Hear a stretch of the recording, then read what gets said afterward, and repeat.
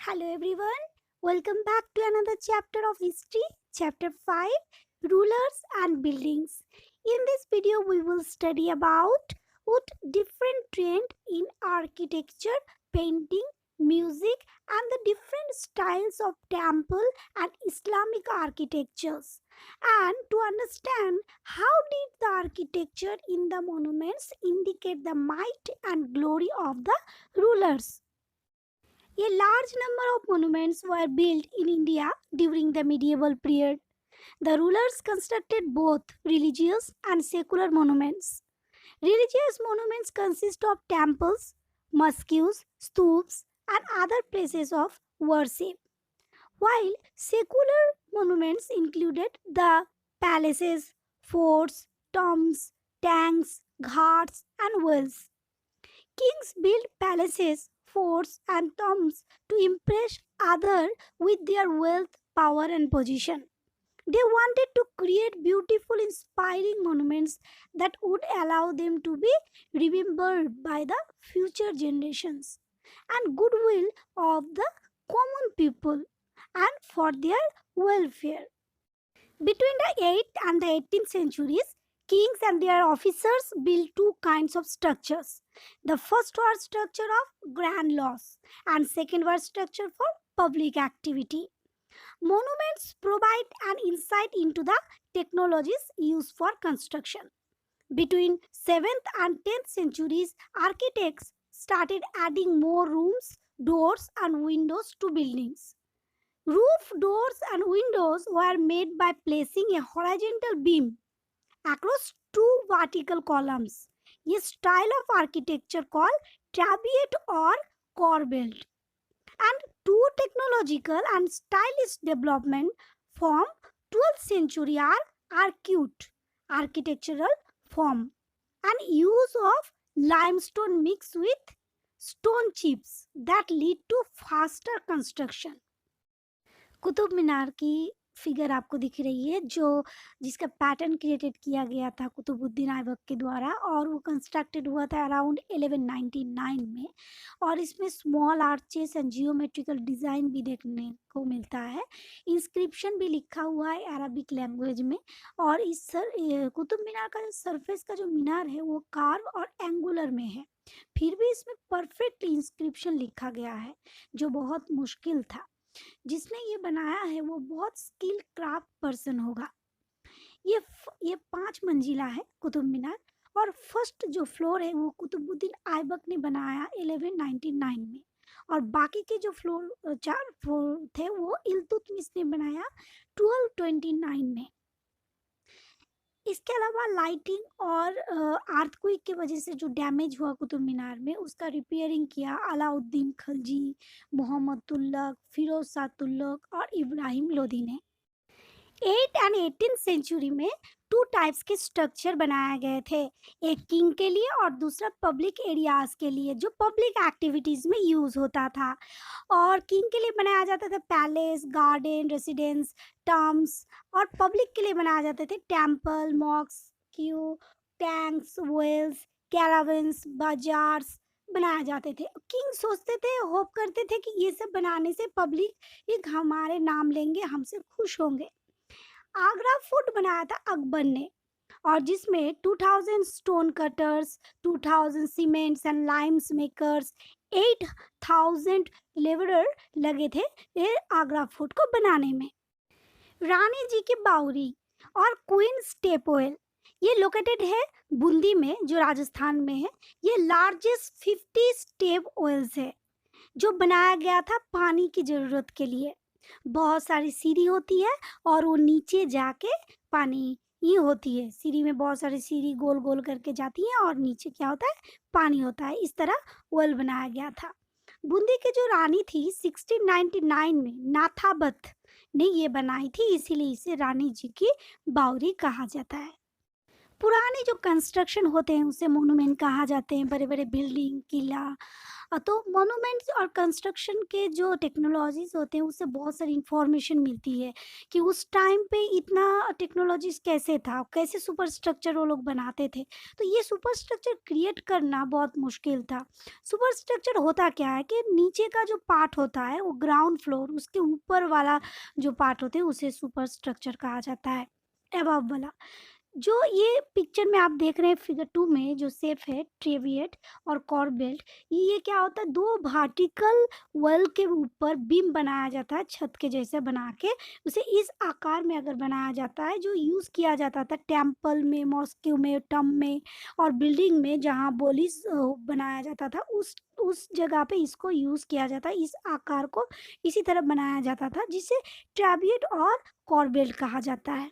Next page में देखते हैं temple construction in the early 12th century में कंदरिया महादेवा टेम्पल बनी थी, जो वो शिव जी की मंदिर थी, जो धनगा देवा ने बनाया था, जो राजा थे चंदेला डायनेस्टी के। इसके अंदर मेन हॉल या महामंडप बनाया गया था। महामंडप के डांस परफॉर्म्स होते थे और इसके अंदर गर्भगृह भी होते थे जहाँ पे मेन देवता की मूर्ति रखी जाती थी, जहाँ राजा और राजा से रिलेटेड लोग वर्शिप करने जाते थे। कॉमन पीपल यहाँ पे एंट्री उनकी अलाउ नहीं थी। नेक्स्ट मंदिर है राजा राजेश्वरी टेम्पल, जिसकी टॉलेस्ट शिखर था। टॉलेस्ट शिखर कौन सी टेम्पल के थे? राजा राजेश्वरी टेम्पल के। ये उस टाइम पे क्रेन नहीं होती तो इतना टॉल ऑल मंदिर बनाना, बहुत स्टोन ऊपर ले जाना और बनाना बहुत मुश्किल थी। तो ये लोग ने इनक्लाइड पाथ बनाई थी। इनक्लाइड पाथ क्या होता है? स्लाइड की तरह, एक तरफ झुका एक तरफ ऊंचा। जब ये मंदिर बन गई, ये टॉप ऑफ द टेम्पल बन, ऊपर ले जाना, स्टोन खत्म हो गया बनाना, मंदिर कंप्लीट हो गई, तो उसके बाद ये लोग ने इनक्लाइड पाथ को तोड़ दिया।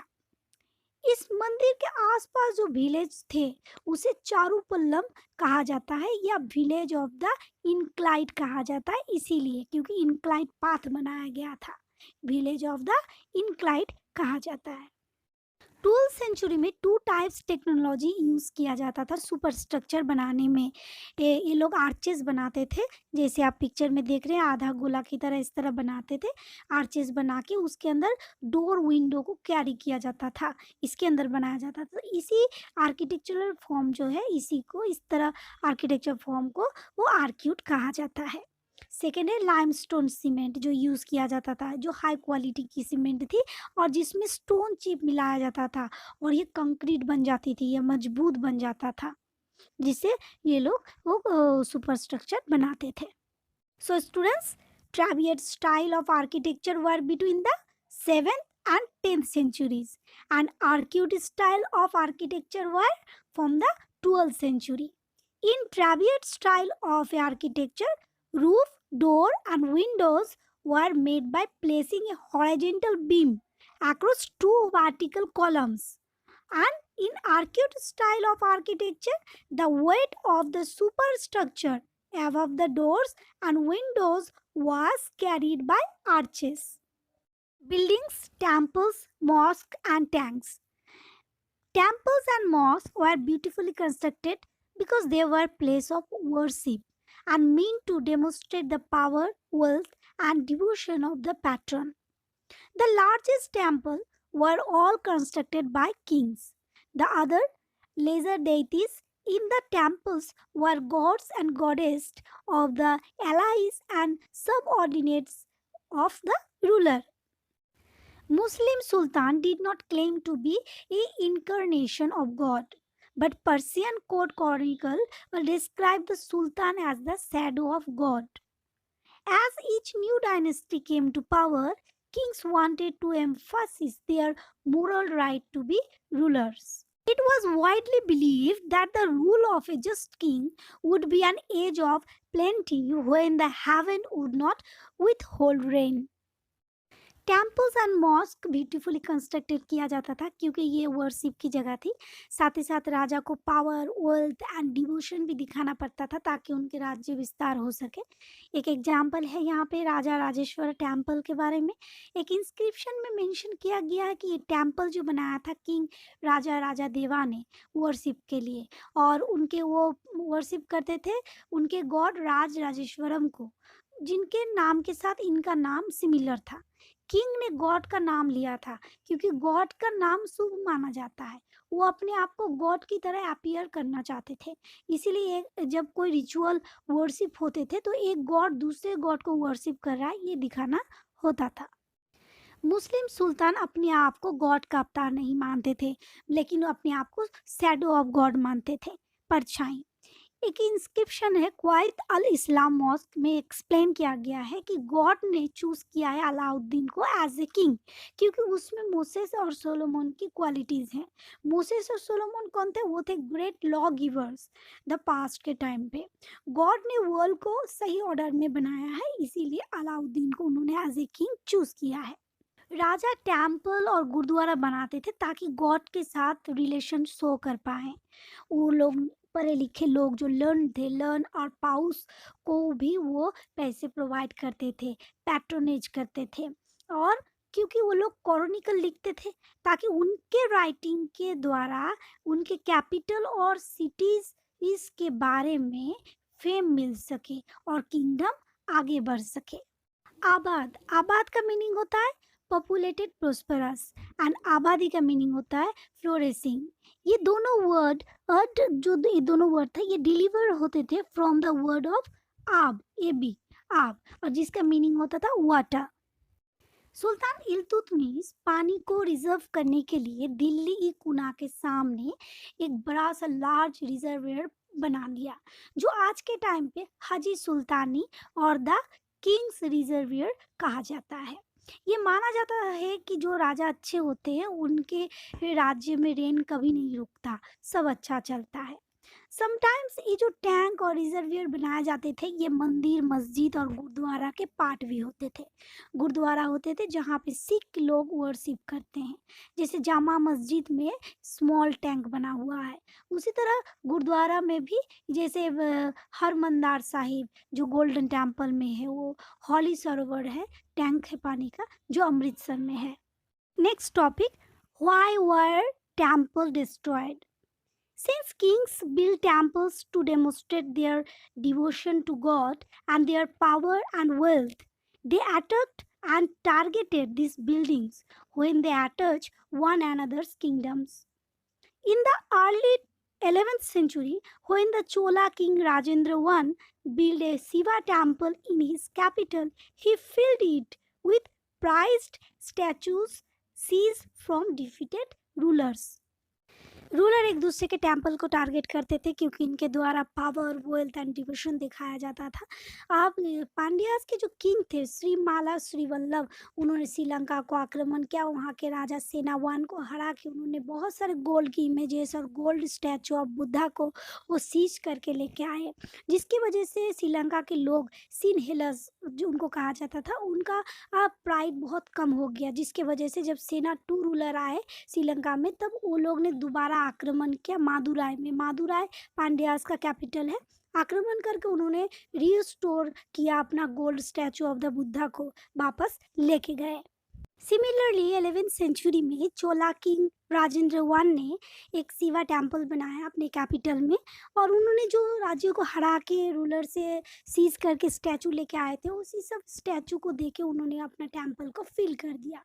उन्होंने जो सीज किया तो सब टेम्पल थे जैसे सन पैडेस्टल। सन पैडेस्टल क्या होते? सोने का रथ जैसे नहीं होता उस तरह, जो चालुक्य से उन्होंने सीज किया था। गणेश का स्टैचू, बहुत सारे सेवरल स्टैचूज ऑफ दुर्गा, वो नंदी की स्टैचू, वो स्टैंड चालुक्य से उन्होंने सीज किया था। And image of Bhairav and Bhairavi जो उन्होंने कलिंग्स ऑफ उड़ीसा से लेके आए थे।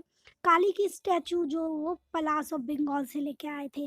और ये सब स्टैचू लेके उन्होंने अपने कैपिटल में जो शिवा मंदिर बनाया उसके शिव मंदिर के अंदर ये डाल के ये लोग ने फिल कर दिया।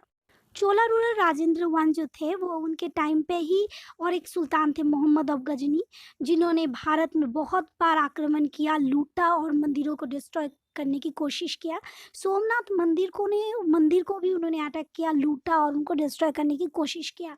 वो इस्लाम में अपने छवि को एक ग्रेट हीरो की तरह लाने की कोशिश की है, क्योंकि मिडिल एज के टाइम में कल्चर में ज़्यादातर रूलर क्या करते थे, दूसरे धर्म के मंदिरों को लूटना, अटैक करना बहुत अच्छे काम माना जाता था। So temple communicate the importance of a king as they were meant to demonstrate the power, wealth and devotion of the patron. It helped the king to appear like a god as the king took the god's name because it was auspicious. It also gives a chance to the king to proclaim their close relationship with God. The temple was a miniature model of the world ruled by the king and his allies. They worshipped their deities together in the royal temples. It seemed as if they brought the just rule of the gods on earth. When kings built temples to demonstrate their devotion to God and their powers and wealth, they attacked and targeted these buildings when they attacked one another's kingdoms, gardens, tombs, and forts. Under the Mughals, architecture became more complex. Babur, Humayun, Akbar, Jahangir, and Shah Jahan were personally interested in literature, art, and architecture. Babur got gardens called Chahar Bagh, combination of four gardens built in Kabul. They were further constructed in Kashmir, Agra, and Delhi by Akbar, Jahangir, and Shah Jahan. Akbar's architecture is visible in his father Humayun tomb. Under Shah Jahan, Mughal architecture were fused together in a grand harmonious synthesis. The ceremonial halls of public and private audience, Diwani Khas and Diwani Am, were carefully planned. Shah Jahan adopted the Chahar Bagh technique in the layout of Taj Mahal, the grandest architectural accomplishment of his reign. Mughal के under में architecture काफ़ी complex हो गए थे क्योंकि ये बाबर, हुमायूं, अकबर, जहांगीर, शाहजहां उनको personally बहुत इंटरेस्ट था लिटरेचर, आर्ट और आर्किटेक्चर में। बाबर अपनी ऑटोबायोग्राफी में डिस्क्राइब करते हैं उनके इंटरेस्ट, उनके प्लानिंग के बारे में।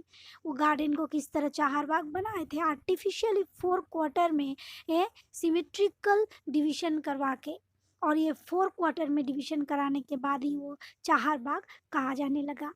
चारबाग को बिगिनिंग में अकबर एवं बाद में कंस्ट्रक्टेड किया गया जहांगीर, शाहजहां के द्वारा काश्मीर, आगरा और दिल्ली में।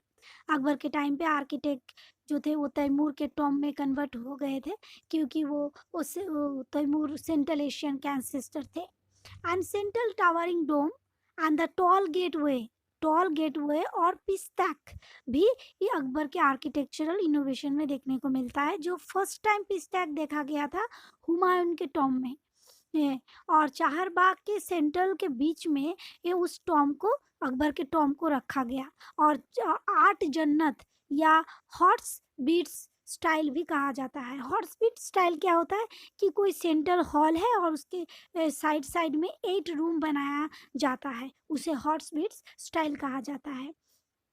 और इसके बनाने के लिए रेड सैंडस्टोन और वाइट मार्बल यूज किया जाता था।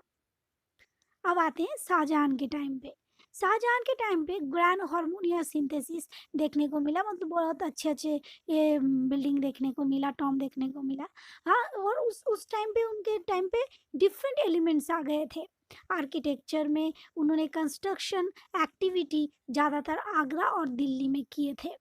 कॉमर्शियल हॉल बनाए थे रिसेप्शन के लिए, ये वो पब्लिक और प्राइवेट ऑडियंस के लिए, जिसमें दीवानी खास था, दीवानी आम था। दीवानी खास जहाँ पे मंत्री लोग आते थे और दीवानी आम में साधारण लोग जो वहाँ पे आते थे। केयरफुली उन्होंने प्लान करके एक लार्ज कोर्टयार्ड बनाया था, बड़ा सा आंगन, और जिसको चीहल सतन भी ये कहा जाता है या 40 पिलर हॉल भी कहा जाता है। शाहजहां ने अपने ऑडियंस हॉल को भी ऐसे बनाया था कि वो मस्जिद के जैसा लगे, और वो अपनी कुर्सी को भी ऐसी जगह लगाया था किबला के डायरेक्शन में। किबला का डायरेक्शन होता है जिस डायरेक्शन में मुस्लिम लोग प्रेयर करते हैं, ऑडियंस किबला की तरफ देखे, क्योंकि वो अपने आप को गॉड के एक रिप्रेजेंटेटिव मानते थे, शैडो मानते थे गॉड के, और जो दिखाने के लिए उन्होंने इस तरह आर्किटेक्चरल फीचर्स बनाए थे। उन्होंने एक कनेक्शन करवाया था royal justice on the imperial court के बीच, और जो बाद में कंस्ट्रक्शन कोर्ट बनाया गया रेड फोर्ट में। So students, the element of a Mughal Chahar Bagh garden are rectangular walled enclosures and divided into four quarters by artificial channels. During Shah Jahan's reign, the different elements of Mughal architecture were fused together in a grand harmonious synthesis. Shah Jahan's audience hall were specially constructed to resemble a mosque. The pedestal on which his throne was placed was frequently described as the Qibla, which means the direction of Muslims pray, as everybody faced the direction when court was in session. The idea of the king as a representative of God on earth was suggested by these architectural features. Therefore, by the means of architecture style, this image was created. Under the rule of Mughals, Indian architecture became complex. Babur, Humayun, Akbar, Jahangir, and especially Shah Jahan were personally interested in literature, art, and architecture. Babur laid the foundation of a special type of garden known as Chahar Bags. They had four equal rectangular sections with other fancy features. Later, the architecture of Chahar Bagh was perfected by Akbar, Jahangir, and Shah Jahan. During Akbar's reign, a central towering dome and the tall gateway or pistak became important aspect of Mughal architecture. The pattern was first visible in Humayun's tomb. And during Shah Jahan's reign, the Mughal architecture reached its peak. It was known for several constructions in Delhi and Agra. The Taj Mahal is the prime example of Mughal architecture. Shah Jahan ने अपने सिंहासन में पिएटर डूरा लगवाया, जो कि था एक colourful stone marble के साथ सेट कर दिया जाता है कि ताकि और अच्छा देखने में लगे. पिएटर डूरा डिपिक्टेड मीन्स दर्शाता है legendary Greek God of Orpheus को. ऑर्फियस म्यूजिशियन थे, ल्यूट बजाते थे, जिनके म्यूजिक सब कुछ को शांत कर देता था. अपनी वाइफ को वो भी उन्होंने बचा लिया था अपनी म्यूजिक के हेल्प से. शाहजहां ने ऑडियंस हॉल बनाया था ताकि सारे राजा को, सारे किंग्स को जस्टिस मिल सके. वो हाई हो, लो हो, उनको इक्वल क्रिएटिंग जस्टिस दे सके और वो अपने ऑडियंस हॉल में हार्मोनी मीन्स पीस बनी रहे इक्वल जस्टिस के द्वारा. शाहजहां जब सुल्तान बने थे उस टाइम पे उनकी कैपिटल था आगरा में. तो उस टाइम पे यमुना नदी के किनारे नोबिलिटी मीन्स हाई सोसाइटी के जो लोग हैं वो लोग घर बना लिए थे यमुना नदी के किनारे. और शाहजहां ने चार बाग गार्डन में भी बहुत सारे वेरिएशन लाए थे, जिस कारण हिस्टोरियन लोग रिवर फ्रंट गार्डन बोल के डिस्क्राइब करते हैं, क्योंकि यमुना नदी के किनारे घर और गार्डन बना था. ताजमहल भी इस तरह ही टेक्निक से बना हुआ है. रिवर फ्रंट गार्डन बनाया गया है ना, जो कि साउथ के डायरेक्शन में है. आपने ताजमहल देखा होगा जिसके सामने इस तरह गार्डन बना हुआ है, तो ये रिवर फ्रंट गार्डन कहा जाता है और जो साउथ के डायरेक्शन में है. आगरा में रिवर के किनारे घर बनाया गया था. ये पिक्चर में आप देख सकते हो यमुना नदी के किनारे. और फिगर 15 में आप देखिए, ये दिल्ली में एक न्यू सिटी बनाया गया था शाहजहानाबाद, जो बहुत क्राउडेड है. और कुछ नोबल को ही अलाउ किया गया था, जैसे उसके बड़े बेटे थे दारा सुकुओं को भी अलाउ किया गया था यहाँ पे घर बनाने के लिए. और जिसको अलाउ नहीं किया गया था वो लोग यमुना से थोड़ा सा दूर में जाके घर बनाया, लेकिन इसी सिटी में.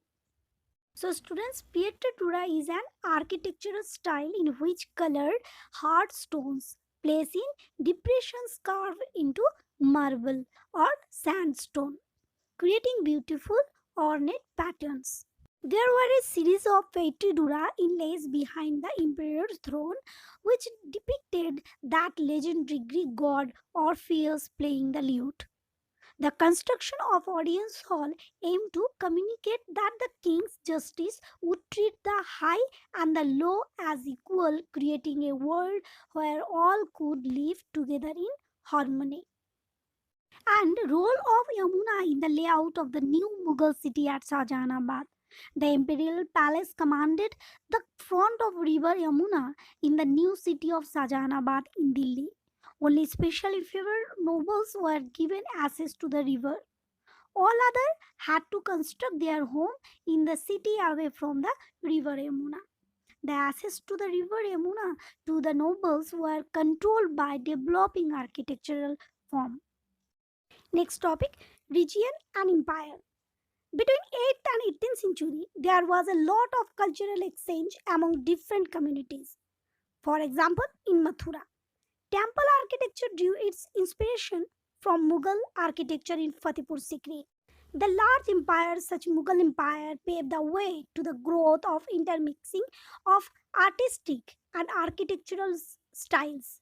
Even after the decline of Mughal Empire, the architecture developed under their rule were adopted by different states. 8 and 18 century में एक दूसरे के ट्रेडिशन को अडेप्ट किया गया. इन विजयनगर में the elephant stable of the ruler strongly influenced हुए style of architecture found in sultanate of Bijapur and Golconda के ऐसे.